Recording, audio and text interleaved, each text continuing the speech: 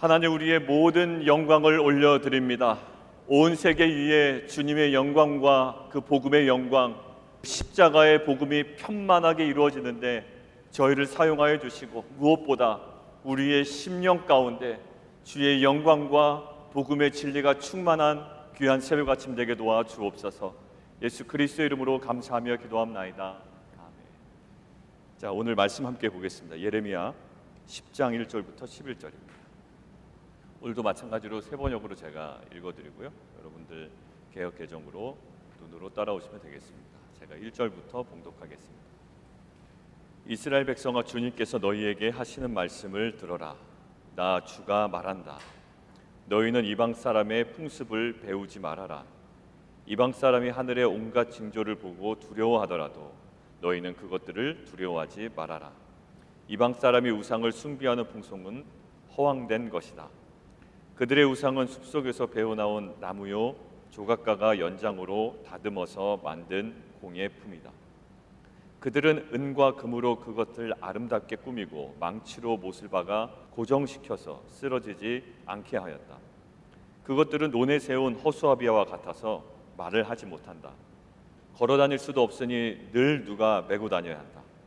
그것들은 사람에게 재앙을 내릴 수도 없고 복도 내릴 수가 없으니 너희는 그것들을 두려워하지 말아라. 주님과 같으신 분은 아무도 없습니다. 주님은 위대하시며 주님의 이름은 크시고 권능을 지니셨습니다. 세계 만민의 임금님, 누가 주님을 두려워하지 않을 수가 있겠습니까? 주님은 공경받아 마땅한 분이십니다. 세계 만민의 모든 지혜 있는 자들 가운데에서도, 모든 나라의 왕들 가운데도 주님과 같으신 분은 아무도 없기 때문입니다. 그들은 모두가 한결같이 어리석고 미련합니다. 나무로 만든 우상에게서 배운다고 한들 그들이 무엇을 배우겠습니까? 그 우상에게 얇게 펴서 입힌 그 은은 스페인에서 들어온 것이며 그 금도 우바스에서 들어온 것입니다. 우상들은 조각가가 새긴 것, 은장이가 만든 공예품입니다.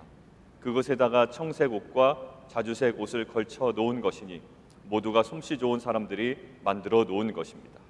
오직 주님만이 참되신 하나님이시요, 주님만이 살아계시는 하나님이시며 영원한 임금이십니다. 주님이 진노하시면 땅이 지진을 일으키고 그 진노는 세계 만민이 감당할 수가 없습니다.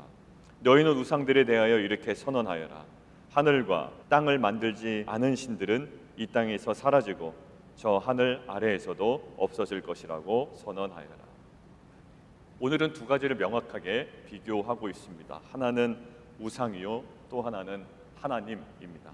우상의 여러 가지 특징들을 설명하고 있습니다. 오늘 본문에서 확인할 수 있는 우상들의 특징이 있는데, 그 중에 하나가 우상은 가시적인 특징이 있다라는 것입니다.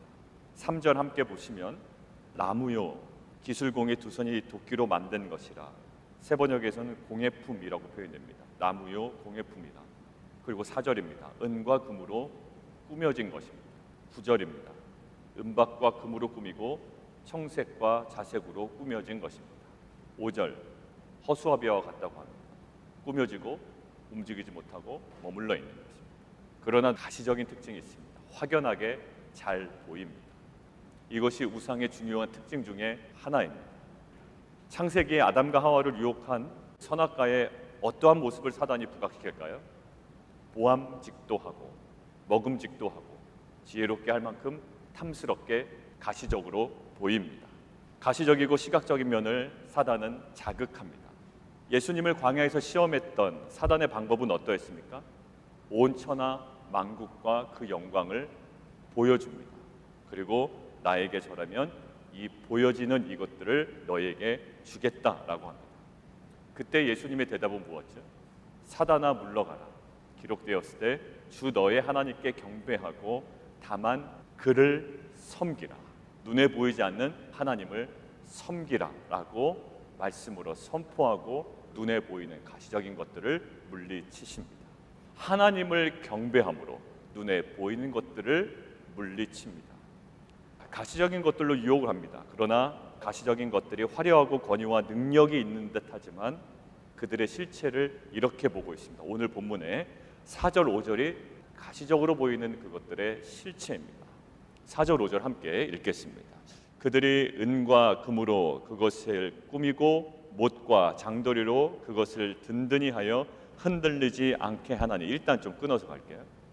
진정한 하나님은 우리를 흔들리지 않게 하십니다. 우리가 흔들릴지라도 하나님은 우리를 꽉 잡아주십니다. 지금도 이 시간 말씀으로 만물을 붙잡고 계십니다. 흔들리지 아니하도록.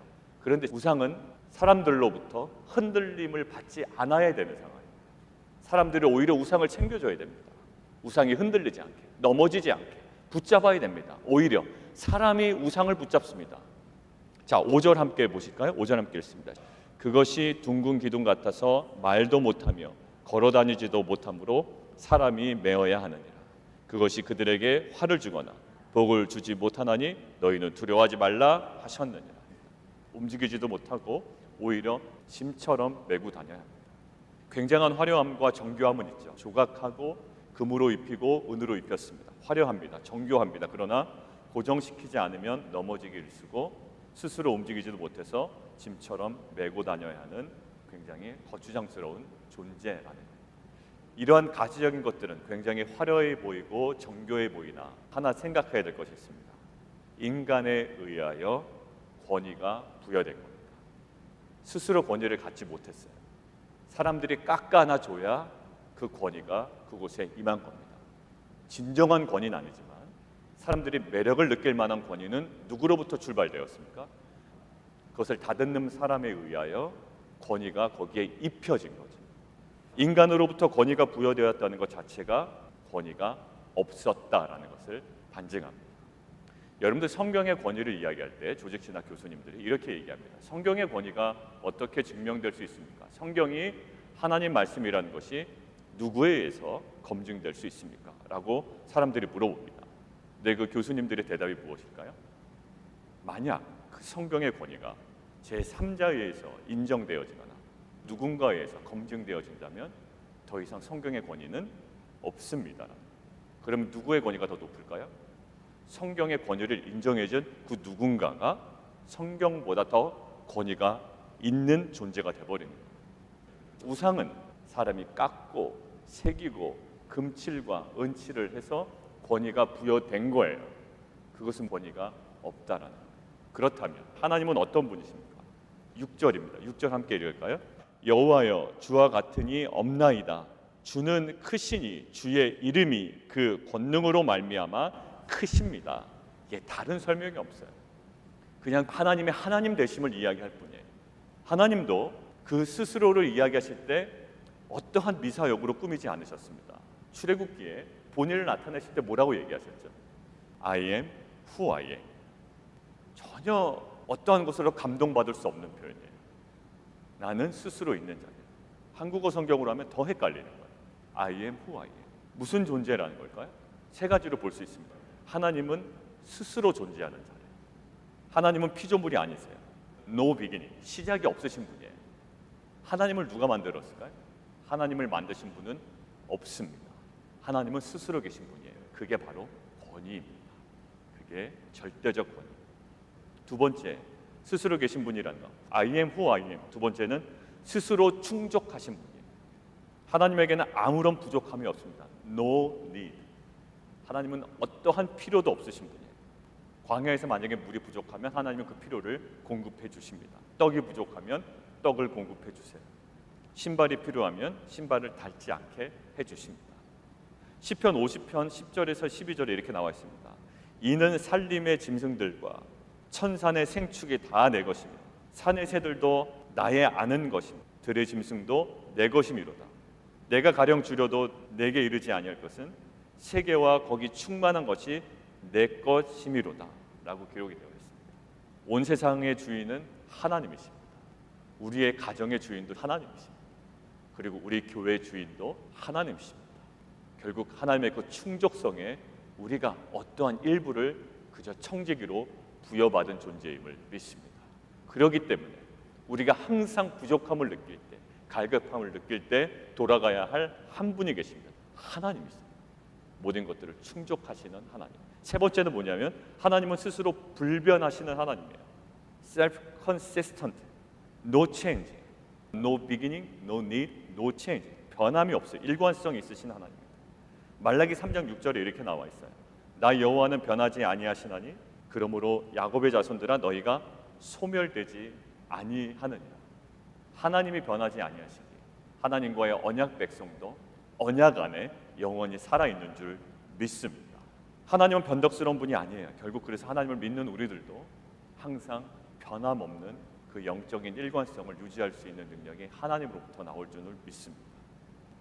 시편 102편 26절, 27절 이렇게 나와 있습니다. 천지는 없어지려니와 주는 영존하시겠고 그것들은 다 옷같이 낡으리니 의복같이 바꾸시면 바꾸려니와 주는 여상하시고 주의 연대는 무궁하리이다.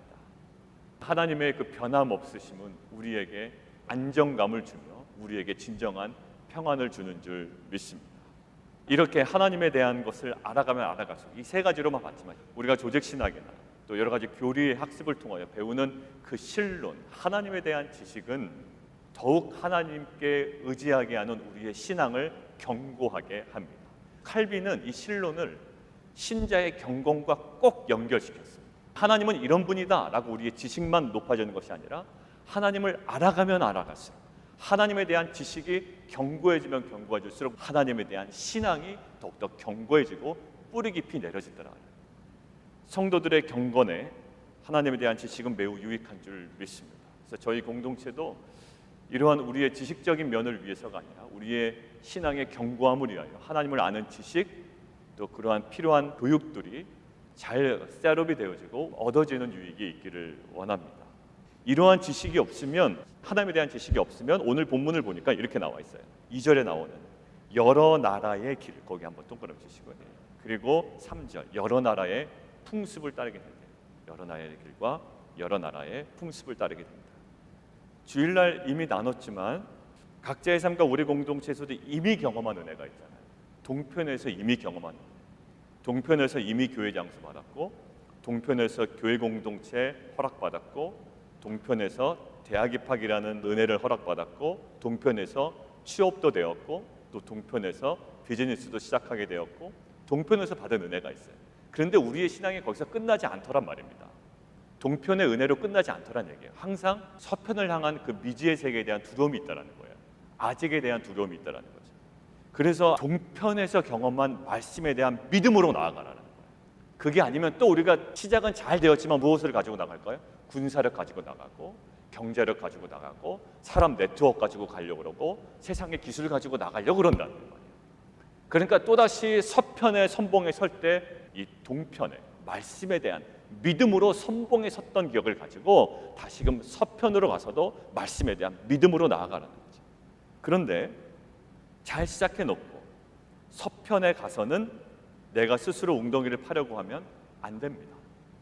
우리가 예레미야서를 계속 묵상했지만 동편에서는 생수의 근원 대신 하나님을 경험했다가 서편으로 가서는 내가 스스로 웅덩이를 파는 것으로 결말이 지어져서는 안 돼요.